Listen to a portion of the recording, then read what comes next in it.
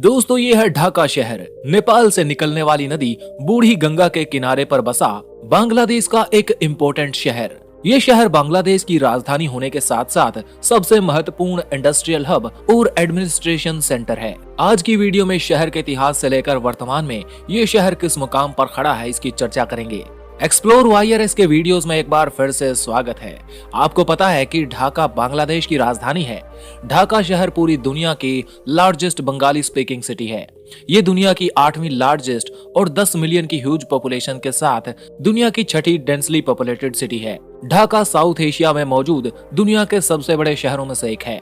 वैसे तो ये शहर पहली सदी की शुरुआत में ही बस गया था, लेकिन अर्ली मॉडर्न हिस्ट्री में 17वीं शताब्दी में ये शहर मुगलों की बंगाल प्रोविंस की आर्थिक राजधानी बना रहा। इसके बाद ब्रिटिश शासन के दौरान भी इस शहर के अंदर बेइंतहा डेवलपमेंट देखने को मिला। अंग्रेजों ने पहली बार शहर में रेल लाइनें, बिजली के connection, water supply, western educational universities लाकर इसको मेजर एडमिनिस्ट्रेटिव और एजुकेशनल हब के रूप में डेवलप किया। इंडियन सब कॉन्टिनेंट में ब्रिटिश रूल के खत्म हो जाने के बाद इसको ईस्ट पाकिस्तान की राजधानी बना दिया गया, लेकिन 1971 की बांग्लादेश लिबरेशन वॉर के बाद ये शहर इंडिपेंडेंट बांग्लादेश की राजधानी बना दिया गया। आज के समय में बांग्लादेश गवर्नमेंट सीट होने के साथ साथ बड़ी बड़ी कंपनियों और एजुकेशन सेंटर्स के साथ ढाका एक ग्लोबल सिटी के रूप में उभरा है। पूरी बांग्लादेशी इकोनॉमी की कमाई का 35% हिस्सा अकेले इस शहर से आता है। ढाका स्टॉक एक्सचेंज में 750 बड़ी कंपनियां शामिल हैं। ये शहर अपने बंगाली त्योहारों, इनके लाजवाब खानों और रंग बिरंगी कश्ती और ऑटो रिक्शा की वजह से जाना जाता है।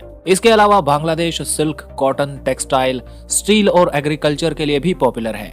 आइए अब जानते हैं ढाका के बारे में कुछ ऐसे फैक्ट्स जो इसे दुनिया की दूसरी सिटीज से अलग बनाते हैं। इस शहर का यातायात 4 लाख ऑटो रिक्शा और बाइक साइकिल रिक्शा पर टिका हुआ है, जिसकी वजह से इसको दुनिया की रिक्शा कैपिटल कहा जाता है। ढाका को दुनिया की ट्रैफिक जैम सिटी भी कहा जाता है। 2011 की सरकारी रिपोर्ट के अकॉर्डिंग यहाँ हर रोज 7 घंटे जाम लगा रहता है। ढाका के लोग क्रिकेट के पुजारी माने जाते हैं। ढाका शहर में ही नेशनल लेवल का स्टेडियम मौजूद है और बांग्लादेश की टीम में खेलने वाले खिलाड़ी ढाका में ही रहते हैं।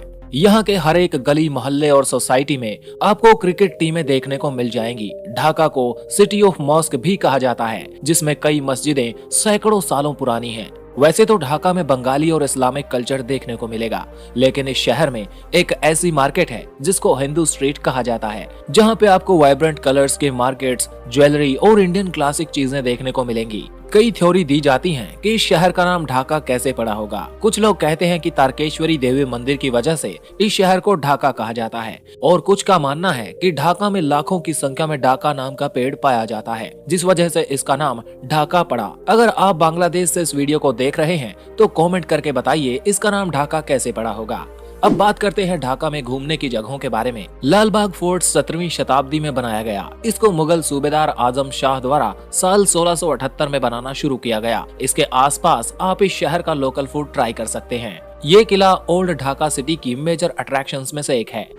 अगला है बांग्लादेश नेशनल म्यूजियम। इस म्यूजियम में ढाका शहर कब बसा, इसके बारे में जानकारी देखने को मिलती है। ढाका और बांग्लादेश से रिलेटेड कुछ ऐसी चीजें भी रखी हैं जो बांग्लादेश लिबरेशन के समय मीठी और कड़वी यादों का आईना बनी हुई है। नंबर 3 पर है Dhakeshwari temple.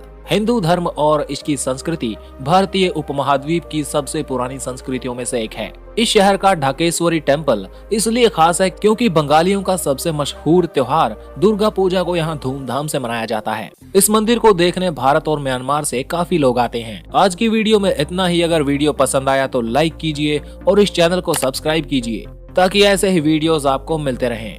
Thanks for watching. जुड़े रहिए एक्सप्लोर वाईआरएस के साथ।